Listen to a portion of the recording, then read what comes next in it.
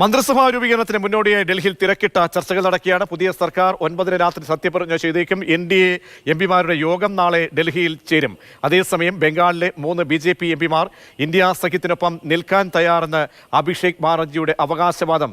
India സഖ്യ നേതാക്കളെ അഭിഷേക് ഇക്കാര്യം അറിയിച്ചു. മഹാരാഷ്ട്രയിലും ചില BJP എംപിമാർ ഇന്ത്യ സഖ്യത്തോട് അടുക്കുന്നുവെന്നും അവകാശവാദമുണ്ട്.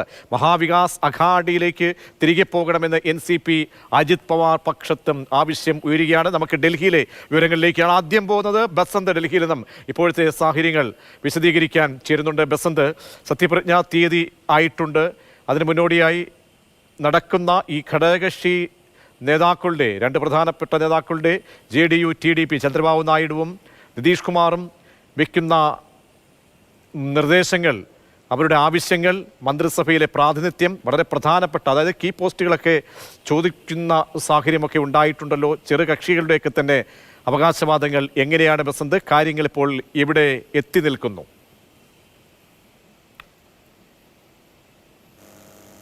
പ്രജീഷ, ഞായറാഴ്ച വൈകിട്ട് 6:30 ആണ് സത്യപ്രതിജ്ഞ എന്നാണ് ഇപ്പോൾ ചില സൂചനകൾ വരുന്നത്.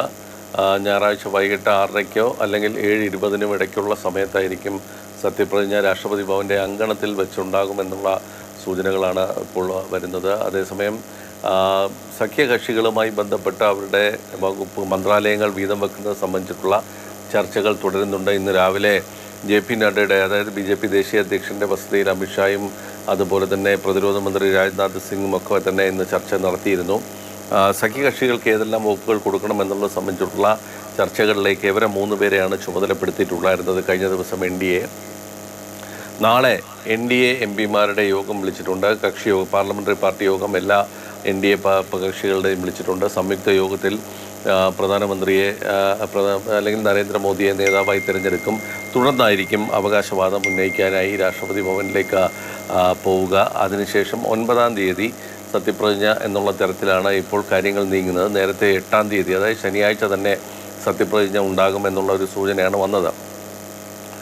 ജനതാദൾ യുണൈറ്റഡും അതുപോലെ തന്നെ നിതീഷ് കുമാറും TDPയും ചന്ദ്രബാബു നായിഡുവും ഒക്കെ തന്നെ വലിയ വിലപേശൽ നടത്തുന്നു എന്നുള്ള റിപ്പോർട്ടുകളാണ് പുറത്തു വന്നത്. അതിൽ സ്പീക്കർ സ്ഥാനം വേണമെന്ന നിതീഷ് കുമാറിൻ്റെ അതുപോലെ തന്നെ TDPയും ആവശ്യപ്പെട്ടു എന്നുള്ളൊരു വാർത്ത പുറത്തു വന്നിരുന്നു. പക്ഷേ TDP വൃത്തങ്ങൾ ഇപ്പോൾ അത് തള്ളിക്കളയുകയാണ്. കാരണം 16 എംപിമാരാണ് TDPക്കുള്ളത്, തെലുങ്കുദേശത്തിനുള്ളത്.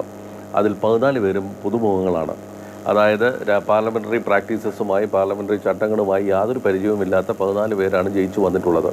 2 പേർ മാത്രമാണ് നേരത്തെ എംപിമാരായിട്ടുള്ളത്. അത് ഒന്ന് AR നായിഡുവിൻ്റെ മകൻ റാംമോഹൻ നായിഡു, ചെറുപ്പക്കാരനാണ്, വളരെ പ്രായം കുറഞ്ഞ അംഗവും കൂടിയാണ്. അപ്പോൾ സ്പീക്കർ സ്ഥാനത്തേക്ക് വന്നിട്ട് അല്ലെങ്കിൽ അത് ലഭിച്ചിട്ട് വലിയ നേട്ടമുണ്ടാകില്ല എന്നുള്ളൊരു വിലയിരുത്തൽ TDPക്ക് അകത്ത് തന്നെ ഉണ്ട്. അതുകൊണ്ട് അത്തരത്തിലുള്ളൊരു ചർച്ചയിലേക്കൊന്നും പോയിട്ടില്ല എന്നാണ് അവർ അവകാശപ്പെടുന്നത്. പക്ഷേ TDPയെ സംബന്ധിച്ചിടത്തോളം പ്രധാനമായും വേണ്ടത് സംസ്ഥാനത്തിനുള്ള കേന്ദ്ര സഹായമാണ് എന്നാണ് TDP വൃത്തങ്ങൾ നൽകുന്ന സൂചന. അതായത് സംസ്ഥാനത്തിൻ്റെ വികസനവുമായി ബന്ധപ്പെട്ട് കേന്ദ്രത്തിൻ്റെ വലിയ തോതിലുള്ള സഹായം ആവശ്യമാണ് എന്നുള്ളൊരു നിലപാടാണ് അവർക്കുള്ളത്. അതായത് അമരാവതിയിൽ പുതിയൊരു ക്യാപിറ്റൽ സിറ്റി അല്ലെങ്കിൽ ഒരു തലസ്ഥാന നഗരം നിർമ്മിക്കേണ്ടതുണ്ട്. അതോടൊപ്പം തന്നെ പോളാവാരം പദ്ധതിയുണ്ട്. പിന്നെ മാത്രമല്ല TDP തെരഞ്ഞെടുപ്പ് സമയത്ത് മുന്നോട്ട് വെച്ച പ്രകടന പത്രികയിലൂടെ ജനങ്ങൾക്ക് നൽകിയ ചില ക്ഷേമ പദ്ധതികളുടെ പണം, ഇവയെല്ലാം തന്നെയാണ് TDPക്ക് അല്ലെങ്കിൽ ചന്ദ്രബാബു നായിഡുവിന് പ്രാധാന്യമുള്ളത്. അല്ലാതെ മന്ത്രിമാർ ഇന്നത് വേണം, വകുപ്പുകൾ ഇന്നത് വേണം എന്നുള്ളൊരു വലിയ വാശിയൊന്നും അവർക്കില്ല എന്നുള്ള ചില സൂചനകളുണ്ട്. ബസന്ത്, ഈ നയപരമായ കാര്യങ്ങളിൽ 2ാം മോദി സർക്കാരിൻ്റെ അവസാന ഘട്ടത്തിലൊക്കെ തന്നെ അവരുടെ പ്രകടന പത്രികയിൽ പറഞ്ഞ നയപരമായ കാര്യങ്ങൾ, അത് പൗരത്വ നിയമവുമായി ബന്ധപ്പെട്ടും സിവിൽ കോഡ്, ഇനിയിപ്പോൾ നടപ്പാക്കാനുള്ള അല്ലെങ്കിൽ ഈ പറയുന്ന വൺ ഇന്ത്യ, അതായത് 1 ഇലക്ഷൻ, അങ്ങനെയൊക്കെയുള്ള ഒരുപാട് കാര്യങ്ങൾ, നയപരമായ കാര്യങ്ങളിലൊക്കെ തന്നെ എന്തെങ്കിലും ആവശ്യങ്ങളോ മറ്റോ നിർദ്ദേശങ്ങളോ എന്തെങ്കിലും മുന്നോട്ട് വെച്ചിട്ടുണ്ടോ? കാരണം പലതും നിയമമാകാനും അതിൻ്റെ നടപടിക്രമങ്ങളൊക്കെ തുടങ്ങിയ സ്ഥിതിക്ക് കൂടി അങ്ങനെ എന്തെങ്കിലും ആവശ്യങ്ങൾ, അത് 2 പ്രധാനപ്പെട്ട നേതാക്കളാണ്. ആ സംസ്ഥാനവുമായി ബന്ധപ്പെട്ട് ഈ 2 നേതാക്കൾക്കും പ്രത്യേക താല്പര്യങ്ങളുണ്ട്. അതൊക്കെ നോക്കുമ്പോൾ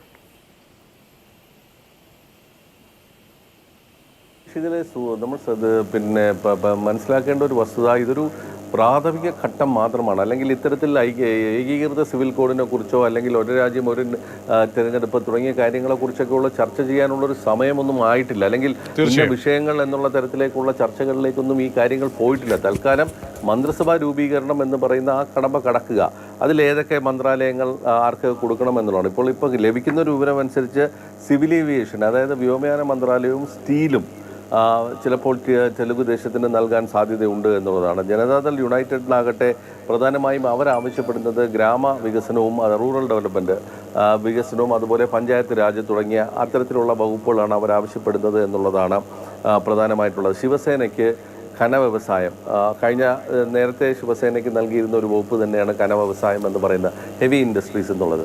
പ്രധാനപ്പെട്ട വകുപ്പുകൾ, അതായത് ആഭ്യന്തരം, പ്രതിരോധം, ധനമന്ത്രാലയം, അങ്ങനെ അത്തരത്തിലുള്ള കൃഷി തുടങ്ങിയ മന്ത്രാലയങ്ങളൊക്കെ തന്നെ BJP തന്നെ കയ്യിൽ വെക്കാനാണ് സാധ്യത. ചർച്ചകൾ നടക്കുന്നു എന്നുള്ളത് ശരി തന്നെയാണ്. അതുപോലെ സ്പീക്കർ പോസ്റ്റിൻ്റെ കാര്യത്തിലും ഈ രണ്ട് കക്ഷികളും വലിയ ബലം പിടിച്ചിട്ടില്ല എന്നുള്ളൊരു സൂചനയാണ് BJP വൃത്തങ്ങൾ നൽകുന്നത്. ഏതായാലും ഞായറാഴ്ച സത്യപ്രതിജ്ഞയ്ക്ക് പോകുന്നതിന് മുമ്പ് തന്നെ ഇക്കാര്യത്തിലൊരു ധാരണ ഉണ്ടാവും. ആരൊക്കെ സത്യപ്രതിജ്ഞ ചെയ്യും എന്നുള്ള കാര്യത്തിൽ ഇതുവരെ ഒരു ധാരണ ഉണ്ടായിട്ടില്ല. ഏതായാലും പുറത്ത് വരുന്ന വിവരം അനുസരിച്ച് ആദ്യം പ്രധാനമന്ത്രി മാത്രമായിരിക്കും സത്യപ്രതിജ്ഞ ചെയ്യുക. അതായത് നരേന്ദ്രമോദി മാത്രമായിരിക്കും അന്ന് സത്യപ്രതിജ്ഞ ചെയ്യുക. മറ്റു മന്ത്രിമാരുടെ മന്ത്രിസഭാ വികസനം പിന്നീട് നടക്കും എന്നുള്ളതാണ്. അദ്ദേഹം 12-ാം തീയതി G7 ഉച്ചകോടിയിൽ പങ്കെടുക്കേണ്ടതുള്ളതുകൊണ്ട് പ്രധാനമന്ത്രി എന്നുള്ള നിലയ്ക്ക് തന്നെ അവിടെ പങ്കെടുക്കേണ്ട ഒരു സാഹചര്യമുള്ളതുകൊണ്ട് 9-ാം തീയതി ഉണ്ടാകുമെന്നാണ് പറയുന്നത്. ചർച്ചകൾ പുരോഗമിക്കുന്നുണ്ട്. ഇവർക്ക് വകുപ്പുകൾ ആവശ്യമാണ്. പലർക്കും ഈ പറയുന്ന പോലെ ഒരു ആഭ്യന്തര വകുപ്പ് വേണമെന്നൊന്നും നിതീഷ് കുമാറിനോ അല്ലെങ്കിൽ TDPക്കോ പോലും ആഗ്രഹം കാണില്ല. കാരണം ആഭ്യന്തര മന്ത്രാലയം കൈകാര്യം ചെയ്യുന്ന ഒരു കക്ഷിക്ക് രാജ്യത്തിൻ്റെ മുക്കിനും മൂലയിലുമൊക്കെ പാർട്ടി സംവിധാനങ്ങളുള്ള ഒരു പാർട്ടി ആയിരിക്കണം എന്നുള്ളത് ഒരു ഭാഗം ഉണ്ട്. നമ്മൾ മനസ്സിലാക്കിയേ പറ്റും. അപ്പോൾ TDP അത് അത്തരത്തിലൊരു ആവശ്യം മുന്നോട്ട് വെച്ചു എന്നുള്ളത് അവർ തന്നെ തള്ളിക്കളയുന്ന ഒരു സാഹചര്യമാണ് ഇപ്പോഴുള്ളത്. മറ്റൊന്ന്, നാളെ ചേരുന്ന NDA MPമാരുടെ യോഗം, അത് നിർണായകമാണ്. അതിൽ പ്രധാനമന്ത്രിയായി അല്ലെങ്കിൽ നരേന്ദ്രമോദിയെ കക്ഷി നേതാവായി തിരഞ്ഞെടുക്കുന്ന ഒരു സാഹചര്യമുണ്ടാവും. ഉപനേതാക്കൾ ഉണ്ടോ എന്നുള്ളത് കണ്ടറിയേണ്ടതുണ്ട്.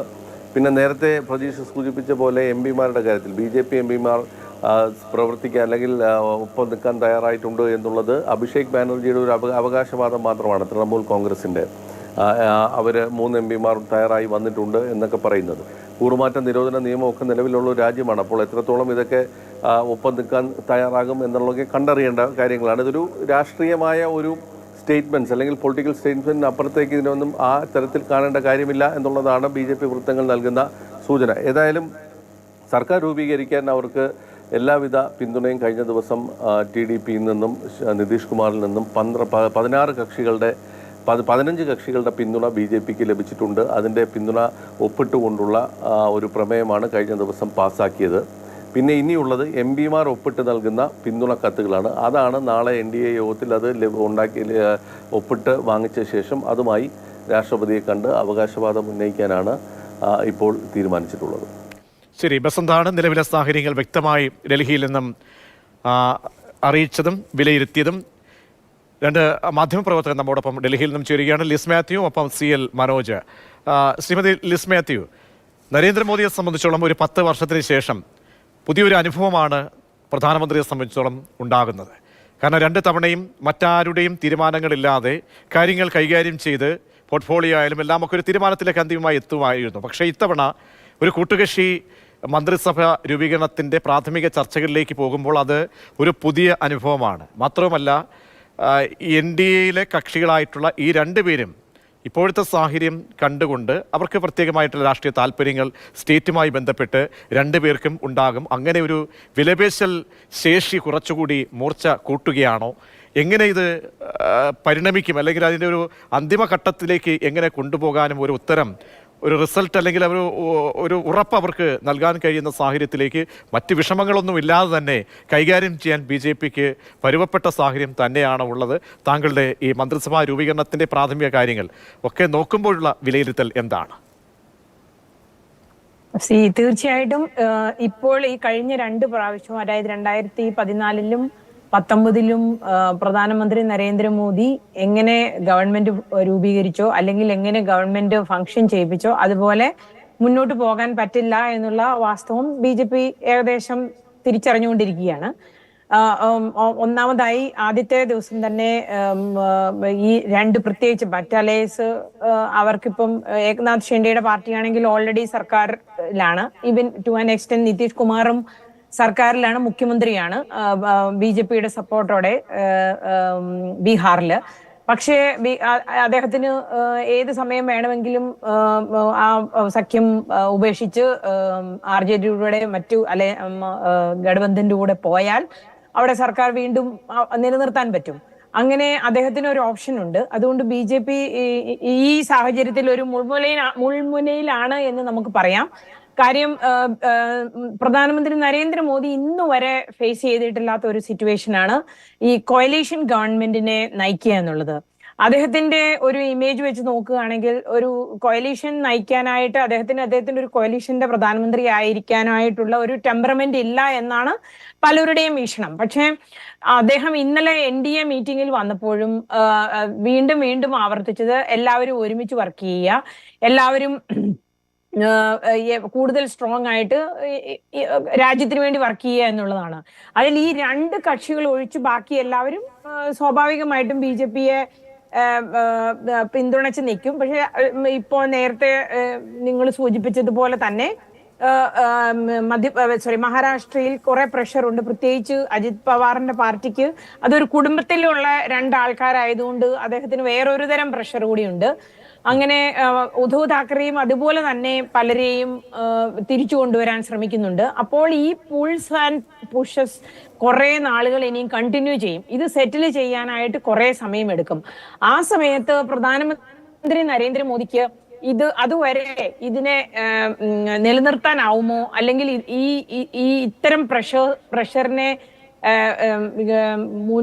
വിത്ത്സ്റ്റാൻഡ് ചെയ്ത് മുന്നോട്ട് കൊണ്ടുപോകാനാകുമോ എന്നാണ് നമുക്ക് കണ്ടറിഞ്ഞേ കാണാൻ പറ്റുള്ളൂ. അതേസമയം തന്നെ സൈമിൾട്ടേനിയസ്ലി BJPയുടെ നേതൃത്വം ഇപ്പോൾ വിഷമിക്കുന്ന വേറൊരു പ്രശ്നം എന്ന് പറയുന്നത് BJPക്കുള്ളിലെ സാഹചര്യങ്ങളാണ്. സ്വാഭാവികമായിട്ടും RSSുമായിട്ടുള്ള പാർട്ടിയുടെ കമ്മ്യൂണിക്കേഷൻ ഒരു ടു ആൻ എക്സ്റ്റെന്റ് തകർന്നു കിടക്കുകയായിരുന്നു കുറച്ച് നാളുകളായിട്ട്. അത് മാത്രമല്ല BJPയിലെ ഇപ്പോഴത്തെ നേതൃത്വത്തിന് RSSന്റേതല്ലാത്ത ഞാൻ അതിന്റെ അടുത്ത ഒഴുത്തിലേക്ക് ഞാൻ താങ്കളിലേക്ക് അത് വളരെ പ്രധാനപ്പെട്ട നമുക്കൊന്ന് ചർച്ച ചെയ്യേണ്ട ഒരു വിഷയമാണ്. അതുകൊണ്ട് ഞാൻ തിരികെ എത്താം. അങ്ങനെ വളരെ പ്രധാനപ്പെട്ട ഒരു നിരീക്ഷണങ്ങൾ നേരത്തെ പറഞ്ഞതുപോലെ, ഒന്ന്, നരേന്ദ്രമോദി നേരിടുന്ന 10 വർഷത്തിനുള്ളിൽ നേരിടാത്ത പുതിയൊരു അനുഭവം, അതായത് കൂട്ടുകക്ഷി ചർച്ച. അതാണ് നരേന്ദ്രമോദി ഫേസ് ചെയ്യുന്നത്. അവിടെ വിലപേശൽ തന്ത്രം ഒരുക്കുകയാണ്. ഘടകകക്ഷികൾ എന്നുള്ളത് പിന്നീട് പാർട്ടിയിലേക്ക് വരികയാണെങ്കിൽ അല്പം നന്നായി ക്ഷീണം അനുഭവിക്കുന്നു. ഹിന്ദി ഹൃദയഭൂമിയിലടക്കമുള്ള തിരിച്ചടി. അപ്പോൾ അവിടെ RSSന്റെ റോൾ വളരെ പ്രധാനപ്പെട്ടതാണ്. ആരായിരിക്കും ഇനി നേതൃനിരയിലേക്ക്, പാർട്ടിയുടെ നേതൃനിരയിലേക്ക് എത്തുക തുടങ്ങിയ ഒരുപാട് ചോദ്യങ്ങളുണ്ട്.